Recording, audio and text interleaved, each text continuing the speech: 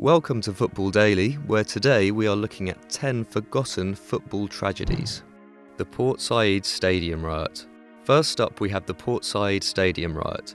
Football in Egypt has always been fiercely tribal, and in 2012 the rivalry between Al Masry and Al Ahly went a fatal step too far. When Al Ahly fans travelled up from Cairo to Port Said for the big clash, they had no idea what they were in for.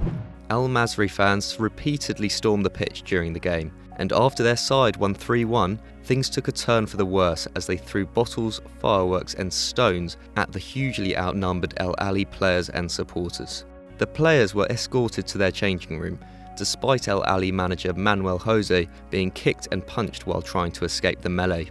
But their supporters were not so lucky, as many were stabbed and some even brutally thrown from the stands. 74 were killed in the massacre, 72 of them Al Ahly fans. In the aftermath of the tragedy, Mohamed Abutrika, Ahmad Matayeb and Mohamed Barakat were so traumatised that they decided to retire from the game. Many eyewitnesses and journalists suspected foul play, claiming the police did not do enough to stop the violence, and linked the riot with multiple counter-revolutionary protests and attacks that were marring the country at the time. The Accra Sport Stadium Disaster.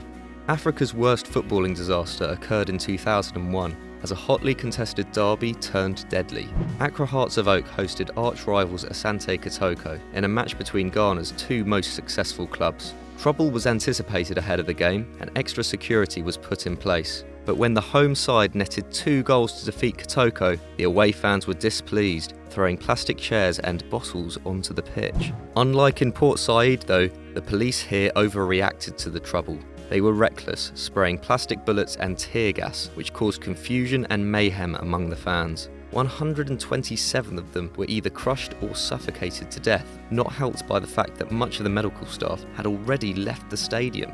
In the aftermath, 6 policemen were charged with manslaughter. The Lima Stadium Tragedy.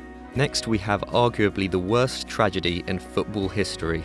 Peru were hosting Argentina in a crucial clash in the qualifiers for the Olympics in 1964, and 53,000 fans showed up to watch. That's just over 5% of the entire Peruvian population. Peru needed a draw to qualify, and things took an ugly turn when a late equaliser was disallowed. 2 protesters entered the pitch, and while one went to punch the referee, the other was dealt with brutally by the police, who were kicking him and beating him as if he were the enemy, according to witnesses.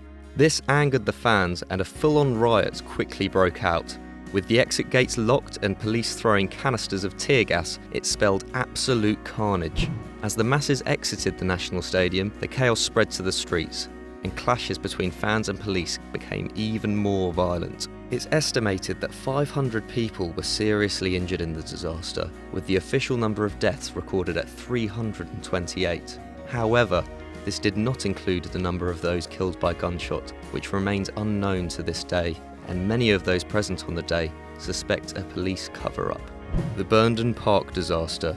All the way back in 1946, English football witnessed one of its darkest days at Burnden Park, when Bolton Wanderers hosted Stoke City in the FA Cup quarter-finals. A whopping 85,000 watched the game, 15,000 over the ground capacity. To make matters worse, there were an extra 20,000 locked outside the ground, eager to get in and see the action. Some even climbed in via the nearby railway. Before long, the crowd surge was so great that many spectators were pushed all the way around the pitch and out into the car park. Many others were pushed onto the pitch, and when 2 steel barriers collapsed, it crushed a section of the crowd, leaving 33 dead and around 400 injured. Despite all this, the game was resumed after 30 minutes, and a new touchline was drawn up to separate players from the bodies which were laid along the side of the pitch. Nuts. The Guatemala Tragedy. Another fatal result of overcrowding came in a World Cup qualification tie between Guatemala and Costa Rica in 1996. Just days before the match took place, it was concluded that the stadium was capable of holding just under 38,000 people comfortably. However, over 45,000 tickets were sold, not including fakes, and 50,000 turned up on the day. It did not bode well. 83 fans were killed in a human avalanche just 1 hour before kickoff due to overcrowding in the general source section, and FIFA subsequently suspended the stadium from showing international matches for 2 years. Again, there was a blame game, with some holding the Guatemalan Football Federation responsible and others pointing to the ticket touts. By 2006 though, the stadium was still considered unsafe for high attendances. The Luzhniki Disaster. This fatal crush in Russia was made all the more horrible by the Soviet media's attempts to cover it up. It happened at the Luzhniki Stadium, named the Lenin Stadium at the time, at a 1982 UEFA Cup game between Spartak Moscow and Dutch side AFC Haarlem. Amazingly, due to the freezing weather, fewer than 17,000 tickets were sold out of the available 82,000, meaning that only one stand was used. Crucially though, it also meant there was only one available exit. With Spartak 1-0 up, supporters began to leave the stadium to miss the rush. But in stoppage time, Sergei Shvetsov scored a second, and many of those fans turned back to join in the celebrations. This led to a clash with other supporters trying to get out, leading to a pile-up on the stairs which saw 66 killed and 61 injured, mainly young people. Understandably, Shvetsov later said that he regretted scoring the goal. The death toll was not officially published until 7 years later in 1989, and some independent sources have since put the number of fatalities as high as 340. The Kathmandu Disaster. If you think the worst possible outcome of a storm is a waterlogged pitch, then think again.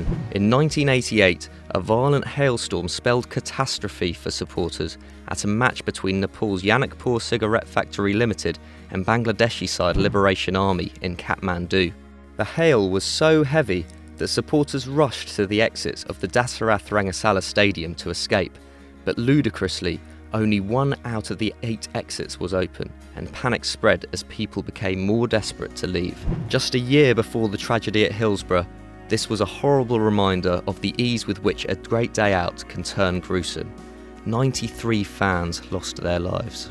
The Armand Cesari Stadium Disaster.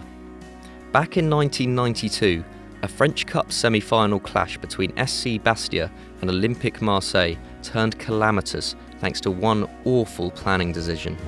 The game was a huge one for the relatively small Bastia, welcoming the biggest team in France at the time, and the club's board decided to add a new stand to increase the capacity by a whopping 50%. Despite the massive project, local authorities were very relaxed and waved it through without question. It proved to be a terrible call, and before the game the stand collapsed. 18 were killed and thousands injured. Following the tragedy, an investigation concluded that the incident was avoidable. The Orkney Disaster.